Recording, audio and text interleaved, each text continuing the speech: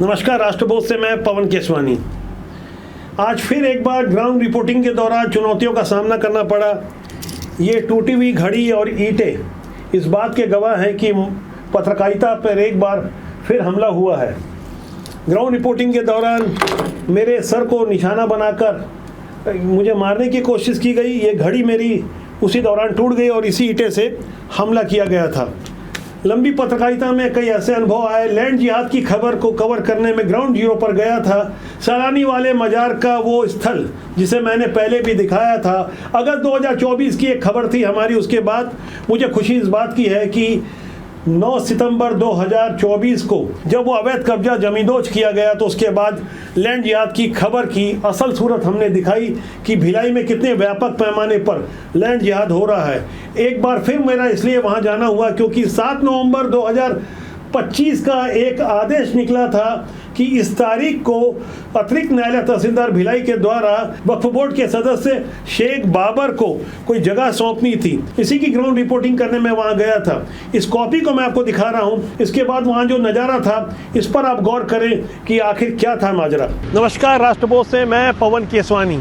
अगस्त 2024 में हमने खबर दिखाई थी भिलाई की। लैंड जिहाद से जुड़ी हुई एक खबर थी जहाँ सैलानी वाले बाबा मजार के आसपास किस तरह से अवैध कब्जे हुए थे।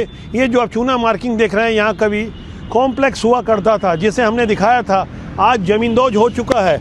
9 सितंबर 2024 को शासन प्रशासन ने हाई कोर्ट के आदेश पर हमारे समाचार दिखाने के बाद इसे जमींदोज किया था।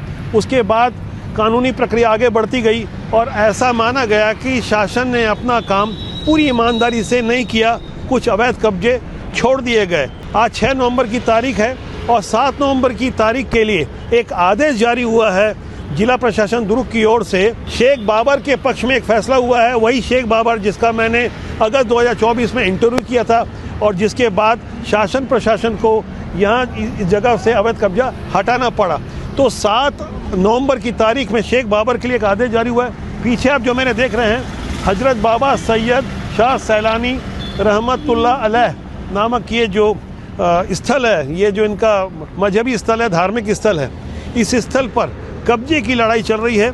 शेख बाबर इसके लिए जो संघर्ष कर रहा है और जो भूमाफिया हैं जो लैंड जिहाद को जन्म देते हैं, उन्होंने क्या काम किया इस बारे में हम 6 नवंबर और 7 नवंबर को लगातार खबरें दिखाएंगे और किस तरह से एक सराय खाने पर एक व्यक्ति विशेष ने कब्जा कर अपने परिवार के कई सदस्यों को बसा लिया है।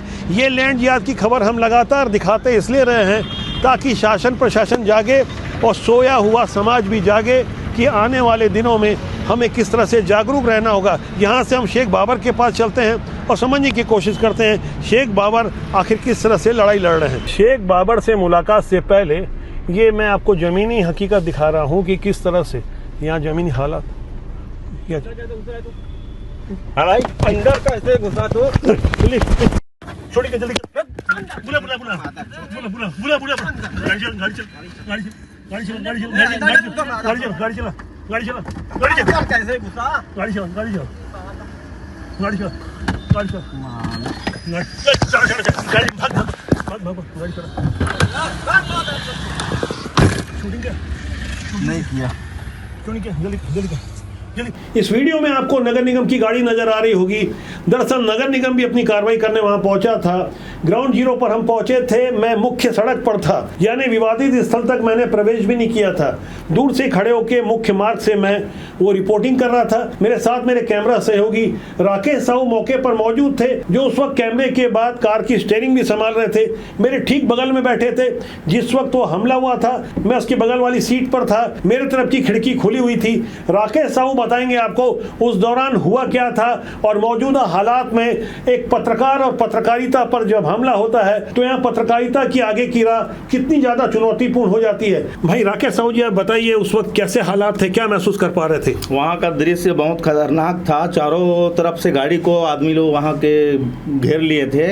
ईटा से फेंक के मारे। आपका हाथ पे पड़ा तो ठीक है, नहीं तो सिर पे पड़ता तो सिर फूट ही जाता। तो शायद आज हम कैमरे पे इस तरह से बात नहीं कर पा रहे होते। मुझे उम्मीद है कि पुलिस उन्हें देर सवेरे गिरफ्तार कर लेगी।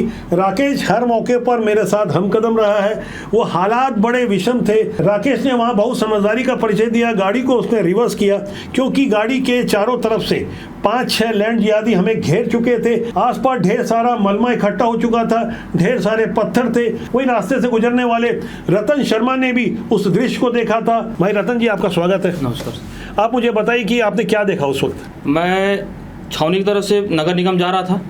इसी बीच इतनी तेज़ी से गाड़ी आपकी रिवर्स हो रही थी और कुछ विधर्मी लोग जो वहाँ पे लड़के खड़े थे, हाथ में पत्थर लिए, तो जिस तरीके से पत्थर चलाया आपके ऊपर, वो देख कर मैं डर गया था एक पल के लिए। और जैसे ही अगर आप सामने होते उनके तो कुछ ना कुछ अनहोनी बड़ी हो सकती थी। इसके बाद हम रुके नहीं, हमें आगे जाना था। शेख बाबर से हमने कुछ बात की। शासन प्रशासन तभी हरकत में आता है जब कोर्ट के आदेश होते हैं। गहराई से समझना होगा कि शेख बाबर अपनी लड़ाई लड़ रहे हैं। शासन की मेहरबानी से ये कोई अवैध कब्जे नहीं हटाए जा रहे हैं। ये लड़ाई काफ़ी लंबी है। शेख बाबर के ऊपर काफ़ी दबाव भी है। कुछ अलग से बाहर से कुछ गुंडे लोग बुलाए जा रहे हैं, ऐसा हमको पता चला है। हाँ जी, धमकी आ रही है। आपको धमकी आ रही है? हाँ, कि कल भले कुछ भी हो जाए इसको चार्ज नहीं लेने देंगे। कल यानी 7 नवंबर 2025 को मौके पर हम भी होंगे, हमारा कैमरा भी होगा, शेख बाबर भी होंगे और देखेंगे कितने गुंडे आते हैं। उन गुंडों में दम है या प्रशासन में दम है या कानून अपना काम करता है। वक्त ज़रूरत इस बात की है, हमें चेतना होगा, कानून से कोई ऊपर नहीं है। और उसके बाद मैं खुद थाने गया और उसके बाद हमने रिपोर्ट लिखाई, FIR दर्ज हुई, जिसे आप अपनी स्क्रीन में देख सकते हैं। गुलाम सिद्दीकी और गुलाम सैलानी के बारे में इस रिपोर्ट में उल्लेख है, क्योंकि हमलावर साफ तौर पर मुझे भद्दी भद्दी गालियां देते हुए ये कह रहे थे कि आप सैलानी मजार की तुमने खबर कैसे दिखाई और कैसे रिपोर्टिंग करने आए हो। और इस दौरान वो गुलाम सैलानी का नाम भी ले रहे थे कि उनकी रिपोर्टिंग क्यों करते हो। इतना कहने के साथ वो लगातार गालियां दे रहे थे, जिसे आपने कुछ सुना होगा। उसके बाद आपको जानकर और हैरानी होगी, गुलाम सैलानी की हिम्मत इतनी बड़ी हुई है, जिसने पूरा कब्जा करवाया था, जिसने वो कॉम्प्लेक्स बनवाया था, जिसे हमारी रिपोर्टिंग के बाद जमींदोज किया गया था, वही गुलाम सैलानी हमारे पीछे पीछे छावनी पुलिस थाने भिलाई के आता है और थाने के अंदर पुलिस अधिकारियों की मौजूदगी में हमें धमकाने की कोशिश करता है। इससे पहले भी कई मौकों पर हमने चुनौतीपूर्ण पत्रकारिता की है। कवर्धा में भगवा ध्वज के अपमान के बाद जब कर्फ्यू लगा था, वो भी बेहद विषम हालात थे। और भिलाई में जब 1992 में गोली कांड हुआ था, उसके बाद जब कर्फ्यू लगा था, वो भी बहुत विषम हालात थे। विषम हालातों से गुजरना हमारा काम है, लेकिन हमारी हत्या की कोशिश खुलेआम पहली बार की गई है। धमकियां तो इससे पहले भी कई बार मिली, लेकिन अफसोस है भिलाई के अलग अलग थानों में शिकायतों के बावजूद आज की तारीख तक इससे पहले लैंड जिहादी और मुझे धमकी देने वाले पकड़े नहीं गए। आज मैंने नामजद शिकायत दर्ज करवाई है। लैंड जिहाद से जुड़ी हुई हमारी तमाम खबरें हमने लगातार दिखाई है कि किस तरह से भिलाई के हुडकों में बड़ी बड़ी 2-2 मस्जिदें किस तरह से एक्साइज बिल्डिंग के आजू बाजू अवैध रूप से बनाई जा रही है। फरीदनगर के सरकारी स्कूल पर किस तरह से ईदगाह और मुस्लिम कॉम्प्लेक्स बनाए गए।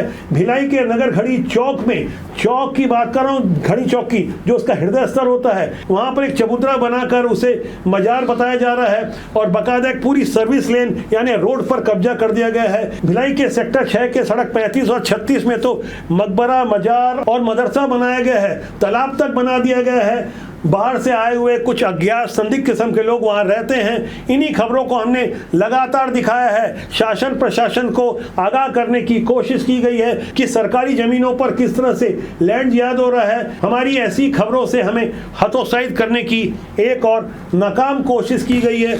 आज घड़ी टूटी है, कल मेरा सर टूट सकता है। हम रहे न रहे, लेकिन सच्चाई के साथ हम मरते दम तक अपनी पत्रकारिता करते रहेंगे। देश और समाज के लिए राष्ट्रबोध का सूत्र वाक्य है, राष्ट्रीय सर्वोपरि।